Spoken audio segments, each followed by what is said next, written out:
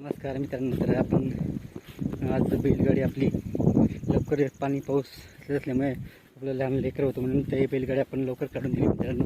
आणि आपलं जे काम होतं ते आपण पूर्ण करून पण जातो मित्रांनो. तर आपल्या बैलांसाठी आपण पाऊस एवढं वरचं डोक्यावर घेऊन जात आहे हळूहळू मित्रांनो, कारण की आपले बैल खूप कष्ट करतात. आपले बैल आपल्यासाठी जे काही दुसरे असते ते मनावर चालतात, तर आपण बैलांसाठी चारा घेऊन का जाऊ शकत नाही डोक्यावर मित्रांनो. म्हणून आपण पण कधीतरी आपण डोक्यावर चारा त्यांना ओझं घेऊन आणलं पाहिजे. म्हणजे आपण पण त्यांच्यासाठी मेहनत घेतली पाहिजे.